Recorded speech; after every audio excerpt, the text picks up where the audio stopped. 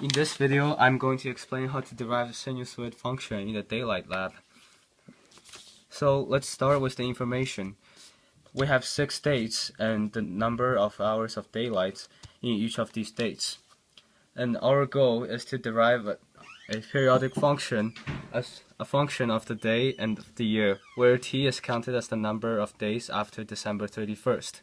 So in order to graph this function, we need to find out the 4 parameters, a, b, h, and k.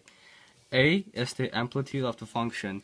In order to derive that, we need to figure out the average number of daylight and the maximum and minimum.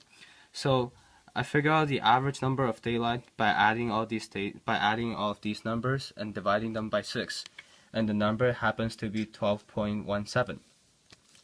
So to find out the amplitude, I subtracted 12.17 from 15.27 to get 3.1, and then this also works if you subtract 9.07, which is the minimum, from 12.17. That also gives you 3.1. Therefore, A is 3.1. The second part, B, is 2 pi over period. And since we know that this is the number of days after December 31st, it's going to repeat itself after 365 days, which is a year. So the period 2 pi over 365 and 2 pi over 365 is our B. Now let's do K.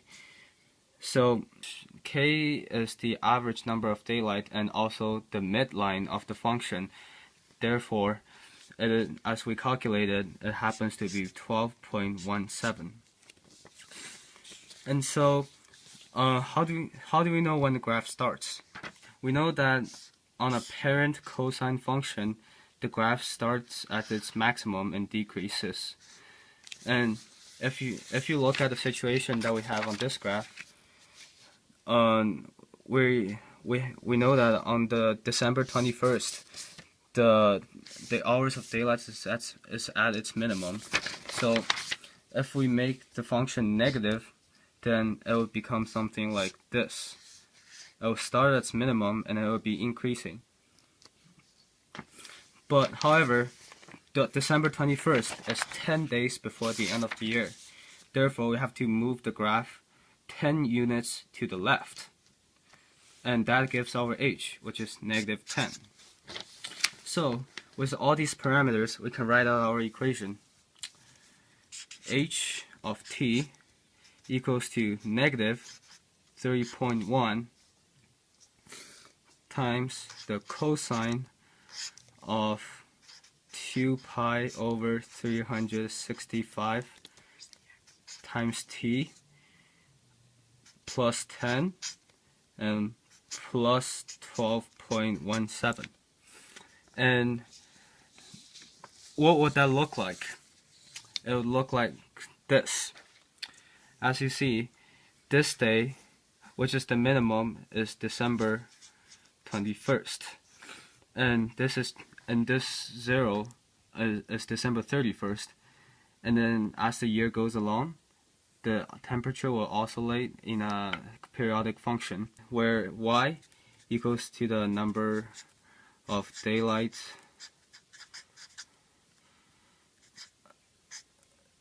hours of daylight per day, and then x is the number of days.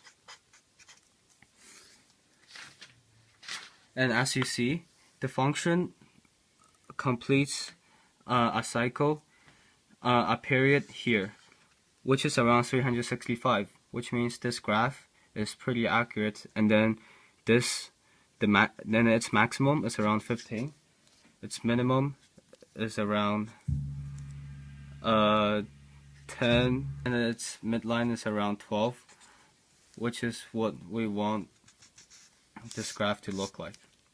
Okay.